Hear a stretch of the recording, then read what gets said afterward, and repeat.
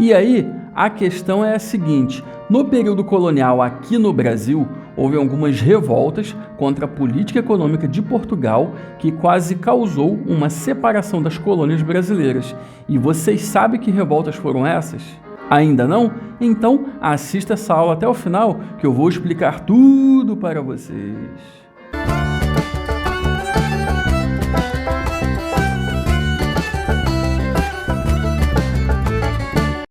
E aí, meus ursinhos e minhas ursinhas, tudo beleza? O Ursão Professor em sala, então vamos estudar! Na aula anterior de História, nós estudamos sobre os bandeirantes. Para acessar essa aula é só clicar no link aqui embaixo na descrição. Na aula de História de hoje, nós vamos estudar sobre as revoltas no período colonial. Mas, antes de começar essa aula, me responda uma coisa. Você já se inscreveu no canal? Já acionou o sininho da notificação para receber as próximas aulas? Já deixou o seu like? Então, se inscreva no canal, compartilhe essa aula com os seus amiguinhos e deixe o seu like. Muito obrigado, meus ursinhos e minhas ursinhas, pela sua inscrição e pelo seu like. Eu sou o Ursão Professor, sejam todos muito bem-vindos à Escolinha da Floresta. Primeira questão: quais foram as revoltas que teve no Brasil no período colonial? Letra A, Revolta da Chibata. Letra B, Revolta da Armada. Letra C, Revolta da Vacina. E letra D, Revolta nativista e separatista. 5 segundos para a resposta e valendo!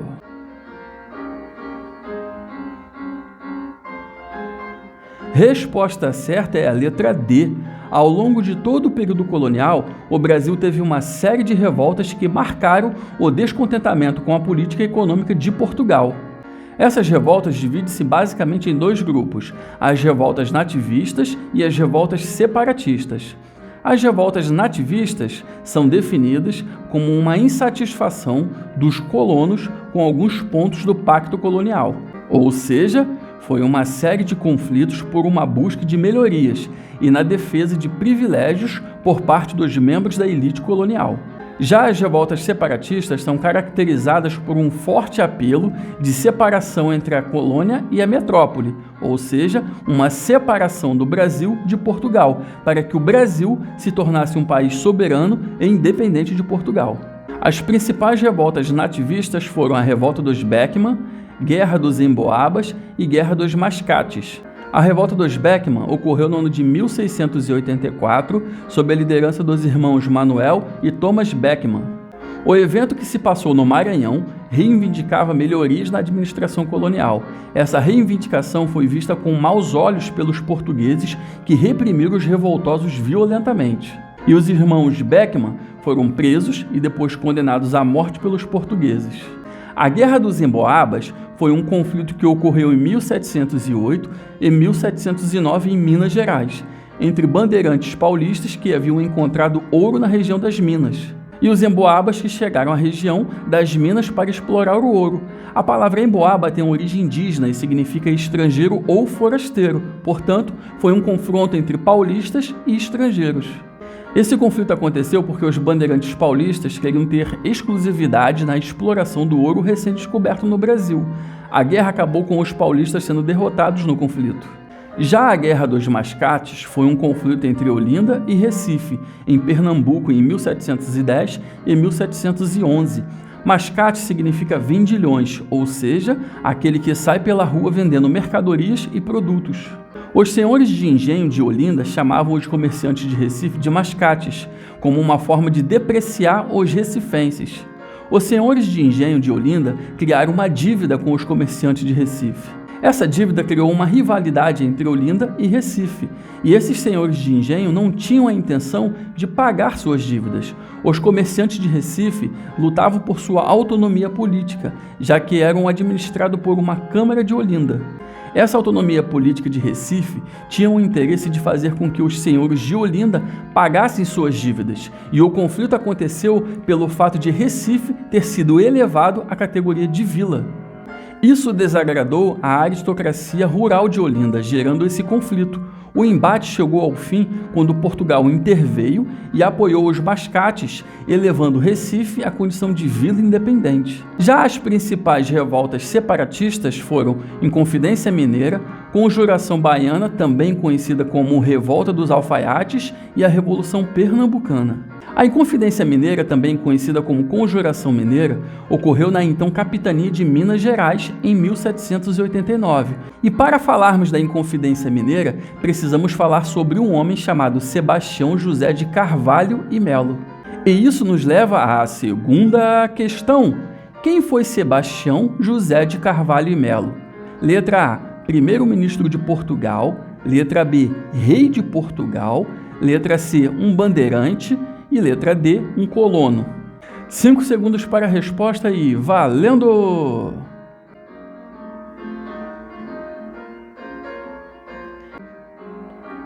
Resposta certa é a letra A. Sebastião José de Carvalho e Melo, mais conhecido como Marquês de Pombal, foi um diplomata e primeiro-ministro português entre 1750 e 1777. Em 1º de novembro de 1755, a cidade de Lisboa sofreu um terremoto que destruiu muitos edifícios e casas. Muitas pessoas morreram e houve um desespero generalizado.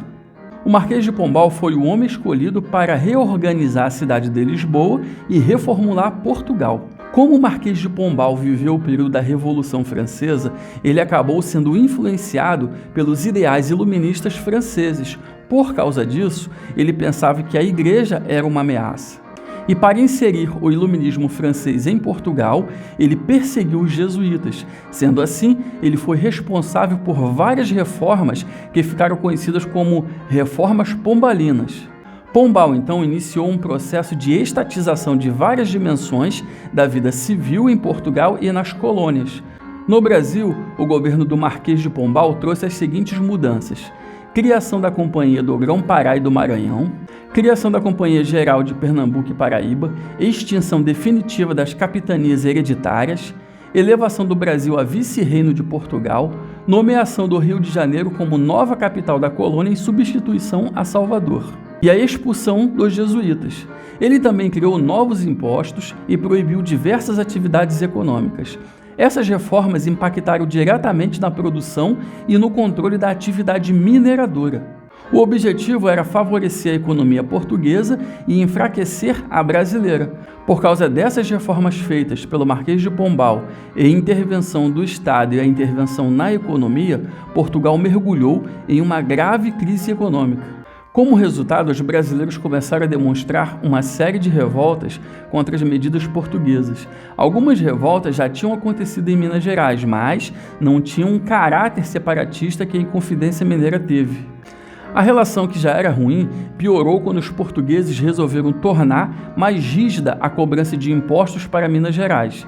Isso aconteceu na década de 1750, durante a administração do Marquês de Pombal, que financiou a reconstrução de Lisboa com os recursos obtidos por meio do aumento de impostos em Minas Gerais. Além disso, Pombal cometeu vários crimes no período de sua administração, como peculato e abuso de poder, entre outros. Devido a isso, ele foi afastado do seu cargo e cumpriu a pena em sua casa, onde morreu 5 anos depois. No entanto, as reformas feitas pelo Marquês de Pombal impactaram diretamente na produção e no controle da atividade mineradora do Brasil. A relação entre a elite econômica de Minas Gerais e Portugal continuou piorando pelas décadas seguintes. E o momento de maior tensão foi a década de 1780, quando a coroa portuguesa criou a derrama. Nesse período, havia a cobrança de um imposto chamado de quinto, que recebeu esse nome porque correspondia a 20%, ou seja, 1/5 do metal que era extraído e registrado pelas casas de fundição. A partir do final do século XVIII, a exploração em excesso fez com que os metais das jazidas se esgotassem.